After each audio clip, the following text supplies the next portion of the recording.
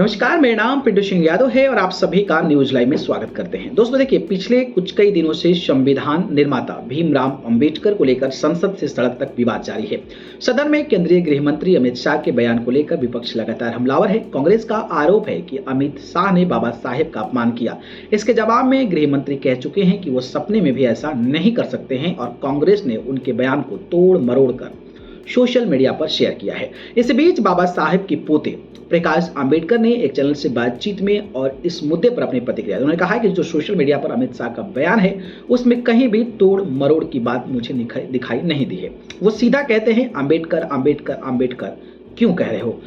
आप अगर भगवान भगवान कहोगे तो 7 पीढ़ियां आपकी स्वर्ग में जाएगी। तो इसमें मेरे ख्याल से कोई तोड़ मरोड़ की बात नहीं है। उन्होंने कहा कि अगर अमित शाह कह रहे हैं कि उनका बयान तोड़ मरोड़ कर पेश किया जा रहा है तो उनका असली बयान क्या है वो सामने लाए, ताकि लोग मिलान कर सके कि जो बयान सोशल मीडिया पर है और जो लोगों के सामने ले आना चाहते हैं दोनों में क्या अंतर है, ये लोगों के सामने आएगा। भाजपा के आरोप के कांग्रेस ने बाबा साहब का आंबेडकर का अपमान किया है। इसके जवाब में प्रकाश आंबेडकर ने कहा कि अभी कांग्रेस लीडरशिप बहुत कमजोर है। कांग्रेस लीडरशिप भी बाबा साहब को मानती नहीं है, ये भी परिस्थिति है। लेकिन आरएसएस और साधु संतों का जो संगठन थे उनमें भी बाबा साहब का विरोध किया है। इसलिए ये कहना है कि सिर्फ कांग्रेस विरोधी है, तो मैं कहना चाहूंगा कि दोनों यानी कि बीजेपी और कांग्रेस ही बाबा साहब आंबेडकर की विरोधी है। केंद्रीय गृह मंत्री अमित शाह ने बुधवार को अम्बेडकर मुद्दे पर प्रेस कॉन्फ्रेंस की। इस दौरान उन्होंने कांग्रेस को घेरा और कहा कि वो सपने में भी अम्बेडकर का अपमान नहीं कर सकते हैं।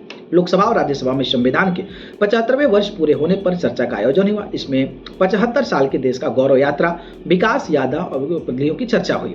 ये स्वाभाविक है कि संसद में पक्ष और विपक्ष होते हैं, जो लोगों का अपना अपना नजरिया होता है, लेकिन जब संसद में चर्चा होती है तो इसमें बातें तथ्य और सच्चाई के साथ होनी चाहिए। लेकिन जिस तरह से कल कांग्रेस ने तथ्यों को तोड़ मरोड़ कर पेश किया, इसकी मैं कड़ी निंदा करता हूं।